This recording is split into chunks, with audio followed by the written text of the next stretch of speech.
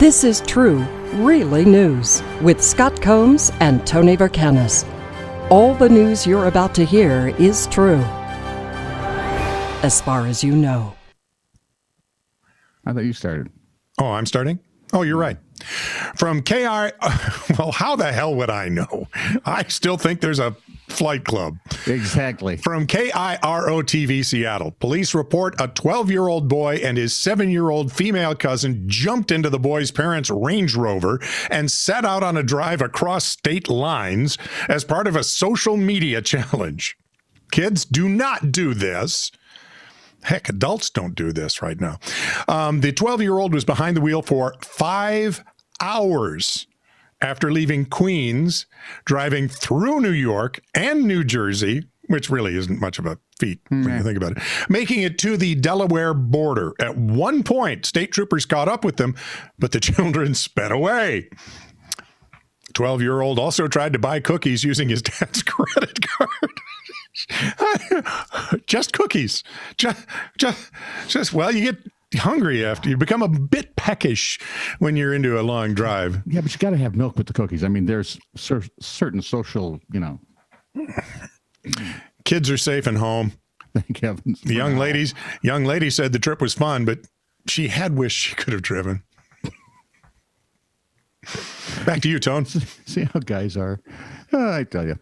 Jinwoo of Taiwan told his Facebook followers that he had the greatest good fortune of buying a PlayStation 5 for an amazingly low price the previous day. He was marveling at the low price when the reason became very clear. You see, the seller had tried to pass the gaming console off as an air purifier.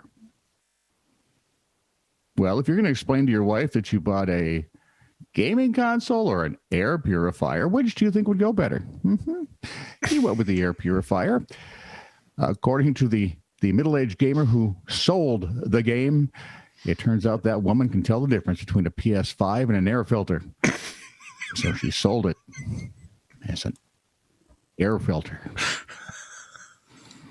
Men, this is a lesson we need to be learned. This reminds me.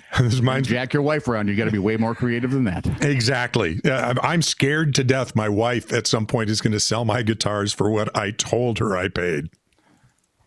Oh, dude, you'd lose money. Big. I mean, wow, look at that. You'd probably make money then because you're a shrewd purchaser of guitars. I'm a guy who thinks there's actually fight club in New Zealand. How many guitars does one man need? One more. Exactly. So, jumping into the This Is True really Wayback Machine to January 1990. I wasn't even alive then. A new technology debuted allowing edible ink ads to be printed on hot dogs. The company's marketing material said for the first time, hot dogvertising would be a great way for companies to target messages at children and establish brand preference early. A brilliant idea, save for one fatal flaw. Would be? Vendors noted that hot dogs are already cooked in a bun and slathered with condiments, and for that matter, wrapped before they're sold, so you wouldn't see the message. There's no truth to the rumor the originators considered raised lettering that would poke through condiments. And it's all such a pity. I could have solved the problem for them immediately. How would you solve that, Scott? You print the message on the buns, you morons. Not that hard. Sell it to Culver's or McDonald's or somebody like that. Undaunted, the principals soon launched another business. Yeah. The world's first ever drive-through condom store.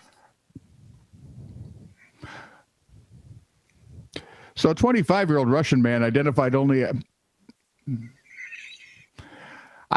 as Vasily was out with friends one evening in St. Petersburg when he encountered two women riding a horse through the streets, and he wanted to pet the horse, according to the what's Fontanka.ru? Well, it's in Russia. So it's some sort of newsy site, I'm guessing. Well, it's probably a bunch of lies. They are a communist dictatorship. Thank you, Mr. McCarthy. You're welcome. Sure. By the way, have you ever been in the tail turret of a B-17? Never mind. Go ahead. Vasily said the rider, hang on. I'm being held against my will. Vasily said the rider offered him a carrot to give to the horse, but, quote, the horse turns sharply to me and bites. He actually took off a chunk of Vasily's nose. Aye. And apparently it wasn't very good because he spit it out. The missing piece was retrieved, and doctors were able to reattach the chunk of nose where it belonged, but they expect there will be scarring. Vasily, take it easy, dude. Chicks take the scars. He did deny the police report of the incident. The police report claims he was very intoxicated and tried to kiss the horse. Dude, you're lucky he didn't slap you. I'm buying the police version in this one. You get slapped by a horse? This is true, really news. Send email to TITR@netradio.network.